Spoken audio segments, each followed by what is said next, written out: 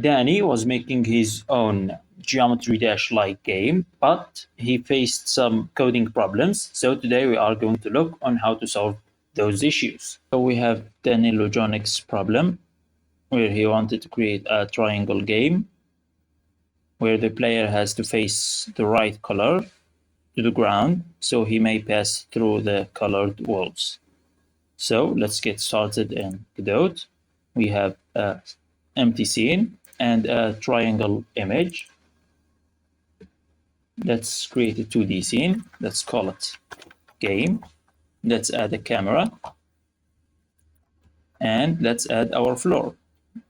But for that, let's save the game. And let's add our floor. So static body. Let's add a collision shape. Let's set it to world boundary. Now let's add our player. It's type of node 2D player. Let's also give it a sprite and assign the triangle texture. Here we go. Now let's add sprite to the ground so that we may be able to see it. Let's give it a gradient texture 2D. Let's select our gradients, give it only one color. Let's set it to white. Now let's increase the size.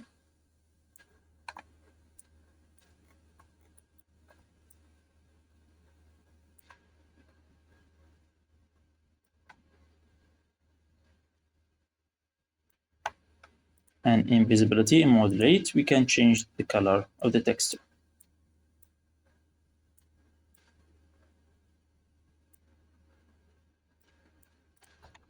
Now let's select our player, move them up.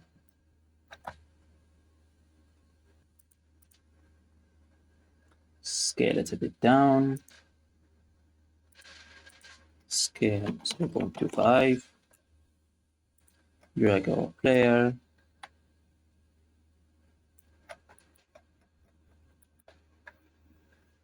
So let's create a pivot point. Let's create node 2D.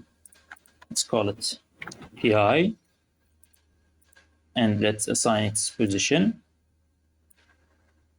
Transform 64 minus 64. Because the size of our texture in here is 64. So now let's assign the sprite to the pivot point. And now when we rotate from the position of the pivot. So let's create animation player. Let's create an animation, call it rotation, or just root. Now let's create our animation. Let's assign a key for position and for the rotation. After 0.5 seconds, we will have rotated by minus 120 and assign a key. We also assign the position, and then at the end of the animation, we are going to set the position to 64. So that after the triangle flips, it resets its position. Now, let's add a layer to rotate the triangle. So let's create a script. Let's name it layer. So in our script player, or in our player's script, let's add a function input if input dot action just pressed. Let's name the action rotate. So rotate. Let's create a function with the name rotate. So function rotate. We want to play the rotation animation. So let's create a reference to our animation player. So export variable animation layer. Let's go animation player dot play, and we have named our animation root. Now, before we test that, let's make sure that in our project setting, we have an input action called rotate, and I have assigned the space button. So let's play our scene. Oh, we have not assigned the animation player, so select our player and assign the animation player. Let's play. And as you can see, the triangle rotates. However, whenever we play the animation, the triangle resets its rotation. So let's fix that. So we have to set the rotation pivot. As you can see, when we rotate our sprite, not our pivot rotation. So when we rotate our sprite, it is rotating from the center of the node. We want to change that to the center of the image. So let's click on set the rotation pivot, and let's try to aim at the center of the triangle. Now when we rotate the triangle, it is rotating from the center. Let's head back to our script. Let's create a reference to our sprite 2D. So export variable sprite 2D. Let's assign it. Now, whenever we press the animation layer, we are going to rotate our sprite by 120 degrees. So sprite dot rotation minus equal degree to rad 120. So let's test our scene. And as you can see, the triangle is rotating. Now let's edit the speed scale of the animation. 3. Since the game will be fast-paced, we want it to rotate very fast. So let's create area 2D, add sprite, and collision shape. Let's give it a rectangle. So let's give it 100.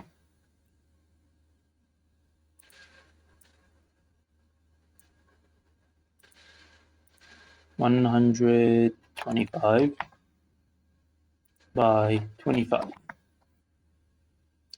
And let's give it sprite texture 2D. Remove black and visibility modulate green.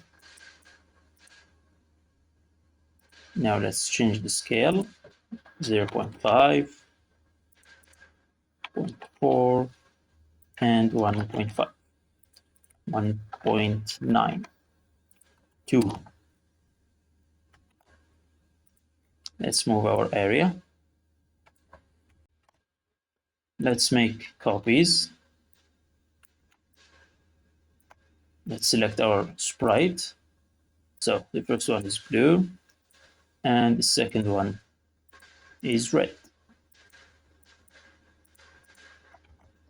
Now let's select our area and change the group from green to blue, and this one to red.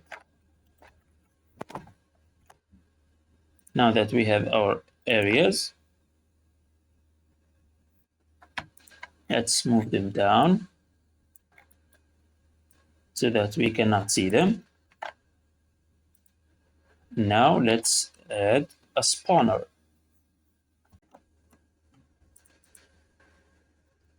So let's name it to spawn. Let's move it to the right edge of the screen, and let's give it script. Let's assign our walls. So export variable walls, and it is an array of node 2D. let's assign our walls. So green, blue, and red. So green, blue, and red. Now let's create a function and call it make wall. In our make wall, we are going to select a random wall from the walls, create it, and add it to our available walls and start moving it from right to left. So let's add another variable. Let's call it current walls array of node 2D. Now in our make wall, let's create a new variable, call it new wall, type of node 2D, and it is equal to walls dot select dot random, pick random dot duplicate.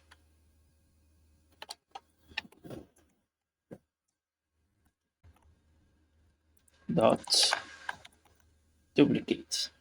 Now let's add this new wall to us. So add child new wall, and let's go to current walls dot append the new wall.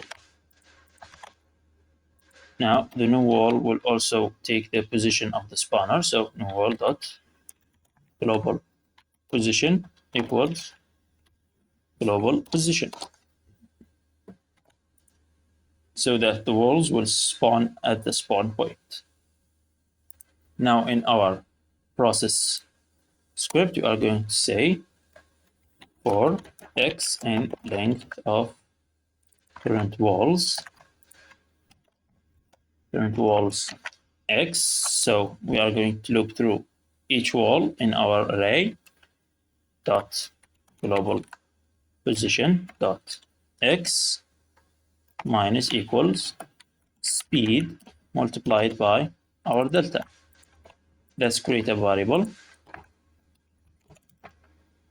Let's export it. Export variable speed, a type of float, and the default is 10. Now we will need to call this function every set time. So from 5 seconds to 10 seconds, for example. So a random. So export variable.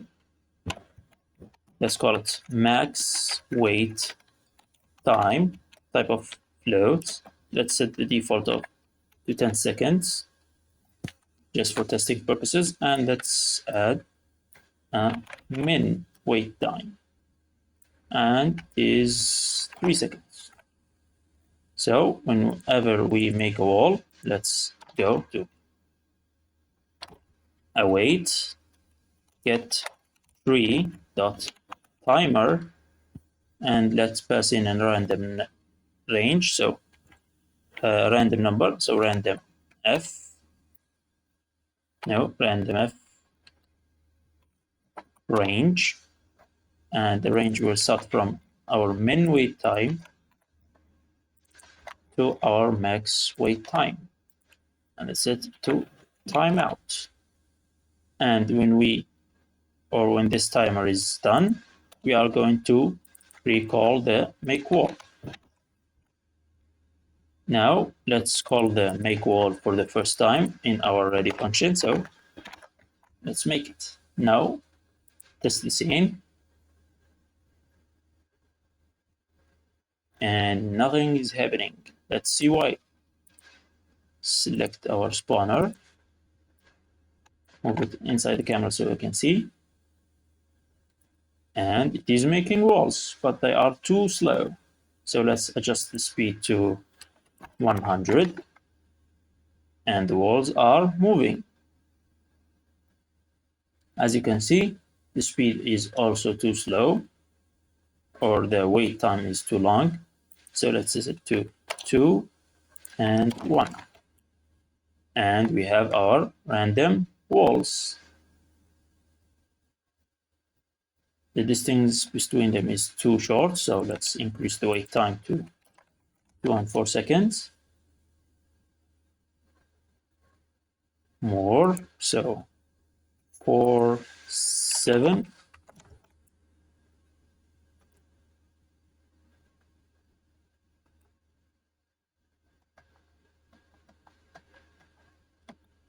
And it is working.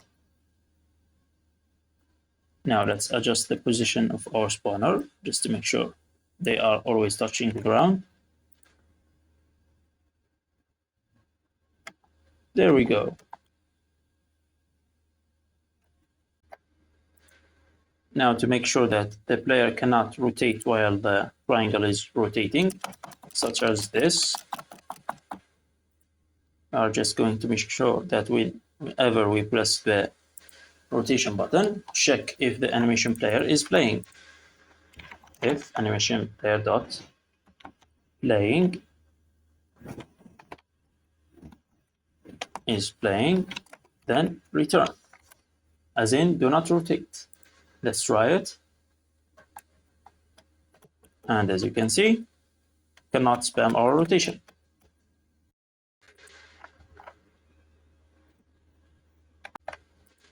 Now, in order for our player to check if the face that is facing the ground is also the same color as the wall that is touching it, let's add an area to the player. So area 2D, give it a collision.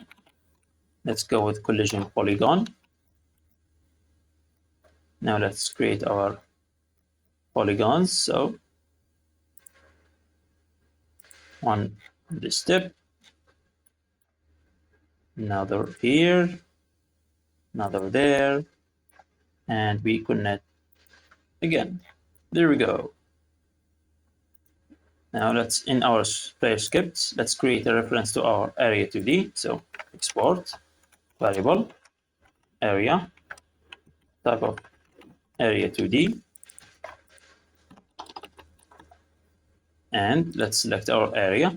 Let's go to node, signals, and let's select area entered, since our walls are made of areas.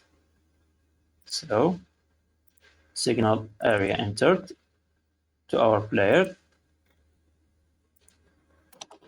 Now let's print area dot group get groups. Let's test it, and when the triangle touches the wall, as you can see, it prints green and now red. Now let's keep track of our current face that is facing the ground. So variable current color string. So to track it, we are going to create a variable. Let's call it all colors, and it is an array equal to, let's order them. So we got green, red, blue, green, red, and blue. Now, whenever we rotate, we'd like to assign our current color to one of these and moving one by one. So green, then red, then blue. So let's create another variable. Let's call it current index, type of integer. And whenever we rotate, current index plus equals 1, and print all colors and pass in the current index. Now, if our current index, so if is greater than the length of all colors. As you can see, the length is 3 items, so 3. If the current index is equal to 3. So if the current index is equal to 3, we are going to reset it back to 0, since the arrays start from 0, 1, 2, and they display the length of 3. So whenever the current index is equal to 3, which we do not have, we are going to reset it to 0. So if they are equal or greater, then current index equals to 0. Let's play. So we have red, blue, green. What is our starting face? Green.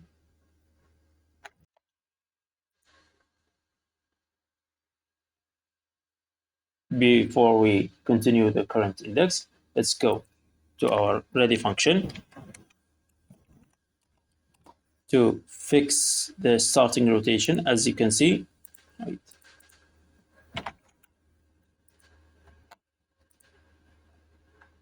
when we start our scene for the first time, we have our green facing down and our red facing to the left. And as you can see, when we rotate, there is a mismatch. So to fix that, let's just go to our animation player on ready dot play, and let's play our animation.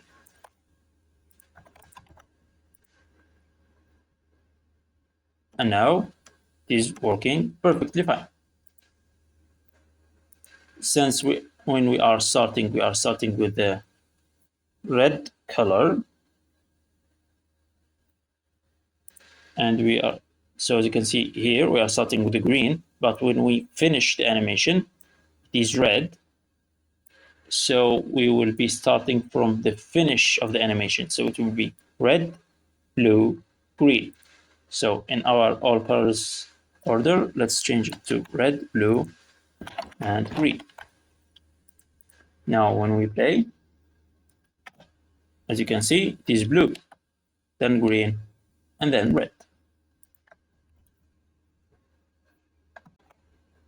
Now in our on area 2D area entered, let's check if the area group that we entered is equal to our current color. So if current color is not equal to area.getGroups, the first item, or there's a better way, let's go if area dot is in group, and we pass in the current color. So if it is in our same color, print, and let's print good.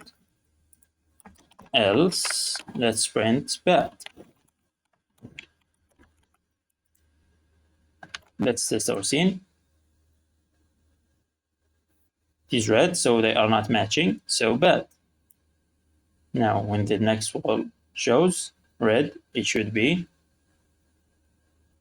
bad. Why is that? Print current color.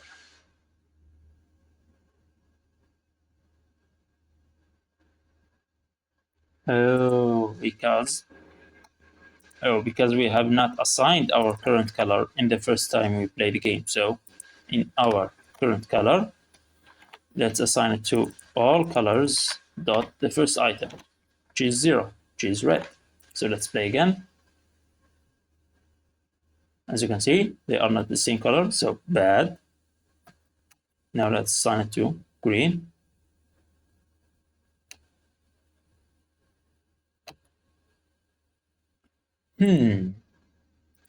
Are we not assigning the color? Yes, we are not assigning the color. So current color equals to all colors our current index. Again, green should be bad. Now in red, it should be correct, which is good. Nice. Now that our detection is working fine, so whenever we are touching the wrong color, we can call any function in here. So for this simple demo, we are just going to reset the scene, get free.reload current scene. So now whenever we get it wrong, the game will just reload.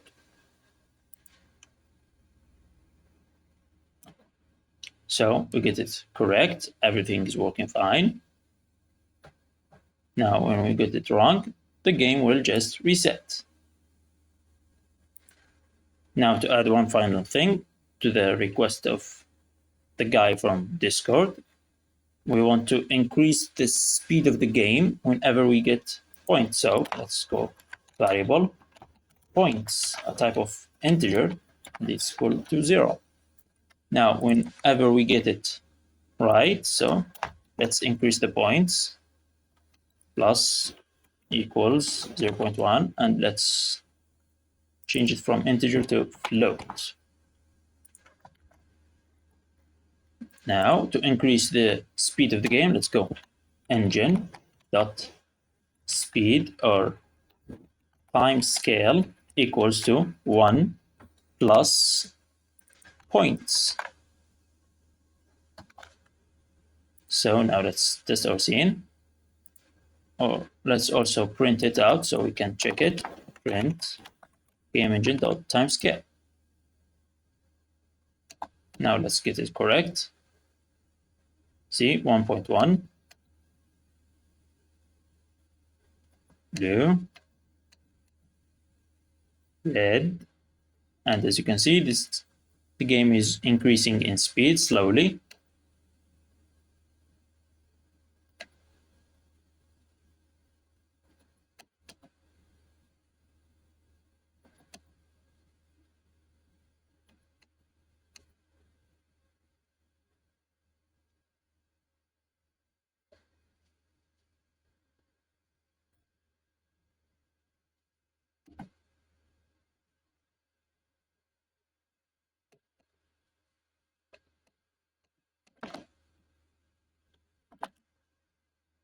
And there you go, the game is increasing its speed.